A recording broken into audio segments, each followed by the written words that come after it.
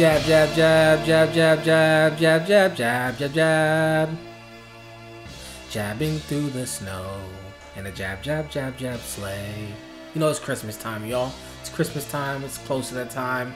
MMA time. Jab, jab, jab, jab, jab, jab, jab, jab, jab, jab, jab, jab, jab. Yeah. Jab, jab, jab, jab. I got somebody in my headphones. Jab, jab, jab, jab, jab, jab, jab, jab, jab, jab, jab, jab, jab, jab. Yo, for real. If my MMA career didn't, you know, if I wasn't making millions of dollars on this mic, you know, taking down tons and tons of money for Zuffa, I probably would have been a singer. Yo, crazy performance by George St-Pierre. If anybody wants to make an argument for George St-Pierre as #1 pound for pound, now is the time. Now is the time. I still will say that he is a very close #2. If he does something like this ever again, it's going to be very hard to go against that. The way pound for pound works is it's supposed to be the guy whose skill set would work at any weight class. And to be completely honest, what we saw tonight would work at any weight class, probably even better than Anderson Silva's great jiu-jitsu, amazing striking, and, you know, okay wrestling, right? So, I mean, if you look at it like that, then he is #1 pound for pound. I'm talking about George St-Pierre. But if you look at it from where I'm sitting, where I need them to fight first, then I still got Anderson at #1. But what we need to do is have this fight. Do we really need to see at this point with what we just saw? Okay, let's realize what we saw. We saw years and years of training all come together and balance out. Like, he used to do wrestling back in the day, like not in high school or college, but I mean, he used to use a lot of wrestling in MMA, but he was a Taekwondo black belt and da-da-da-da-da-da. So he's doing spinning kicks and this and that. He got hit in the head by Matt Serra. Matt Serra scrambled his brain. Took him like 3 years to decide, you know, I'm going to really train that stand-up again. Goes to Freddie Roach. Soaks it all in. Comes back. And what do we see? All that crazy wrestling that he was doing, he has that in his back pocket. He can pull it out at any time. And then the striking that he's always had, he brings that back. He's got some confidence that he has not had in a few years. Even with the wins, even with being the champion, the confidence he displayed tonight has been like none seen before with George St-Pierre. And that is all very good, all very great. It's great to see what he did today. He had homeboy Koscheck afraid to do anything. Koscheck at the beginning of the fight was, I don't want to get taken down. I'd rather get jabbed in my eye until my eye is bigger than until I look like Two-Face than to get taken down. So he just stood there, kept his hands low enough to stuff takedowns, but that eye got jabbed up. And George St-Pierre was confident and skilled enough and had a team behind him smart enough to go, yo, if someone's going to let you punch, if they're just going to let you punch him in the eye, then just keep punching.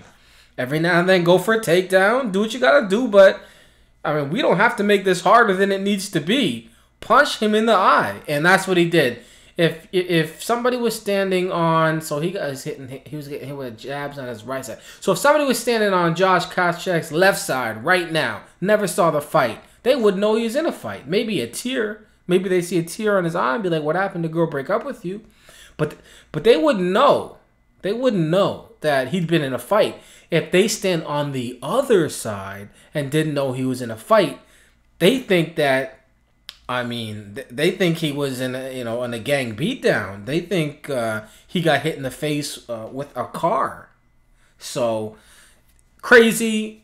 Enough of all that, you know, just, I gotta say, mad props to George St-Pierre, putting it all together. There's no George St-Pierre sleeping pill no more. Or at least that's what it looks like. And people, please, I really like George St-Pierre as a fighter.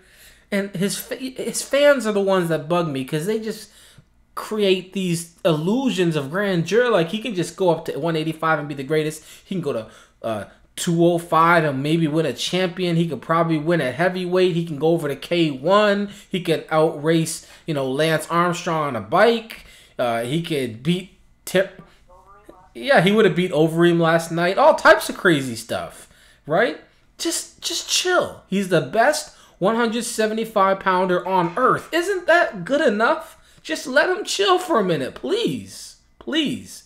Now, Dana White, do not make us wait months to see George St-Pierre do to Jake Shields' face what we just saw him do to Josh Koscheck's face. Let him go to Montreal, to Toronto in April 30th. And let's say Anderson Silva handles his business. Let's say Anderson Silva goes out and puts on a nice performance, defends his title against Vitor Belfort, and he doesn't get injured. That's like February 5th. Quick flip, switch it around, do it. Anderson Silva versus George St-Pierre, number 1 and number 2, whatever order you want to put, pound for pound, in the world, Toronto. That's going to get 40,000 seats right there. So I'm just saying, this is an easy decision. Do not do the Jake Shields next. Just don't do it. Not necessary. Congrats, Josh Koscheck. Damn. Icy hot, ice pack, anything. Put it on there. Just a brick of ice, cold ice, anything. Iced tea, vanilla ice, go outside, stick your head in the snowbank in Montreal. It's my boy sitting in my ear. It's actually very loud. I was talking to him on Skype. I just didn't hang up. He's in California. What up, Jake? Jake makes films at google.com. I'm just playing. But anyways, the point is, what did I say? I said ice cube, iced tea, vanilla ice, ice pack, Tupac, 6-pack. Just keep going as far as you can. And get that eye fixed. Get back in the gym.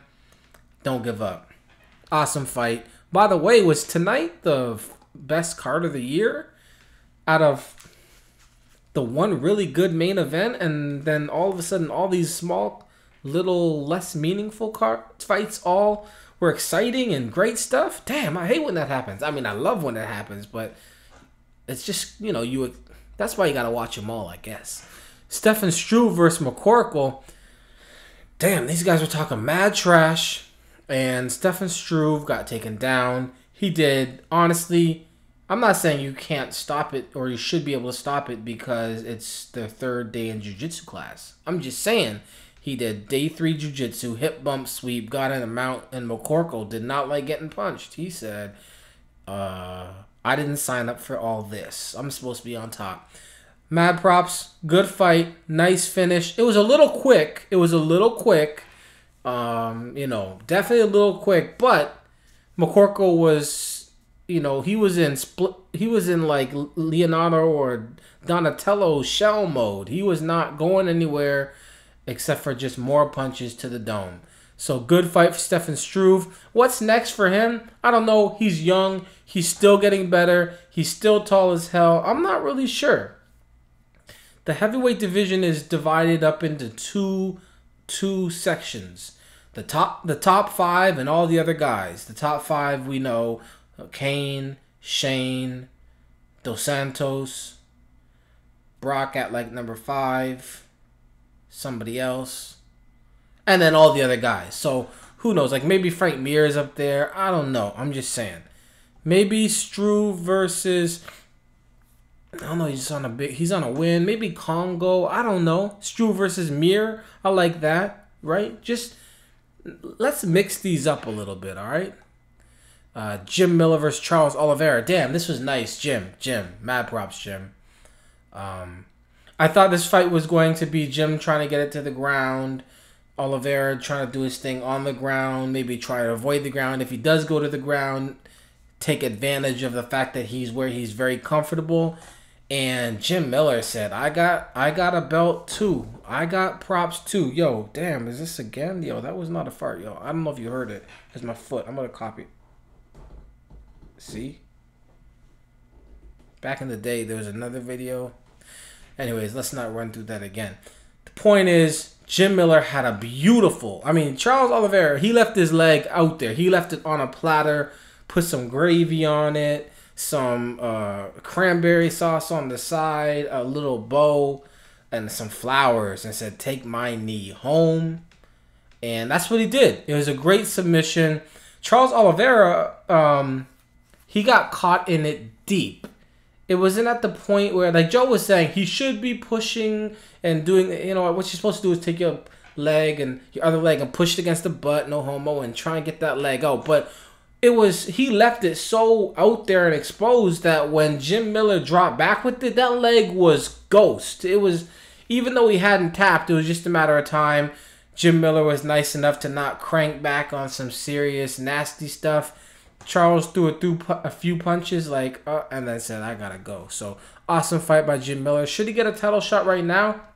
I don't know about all that. But, you know, definitely you don't get a title shot from beating Charles Oliveira. But let's give him one of those #1 contender fights.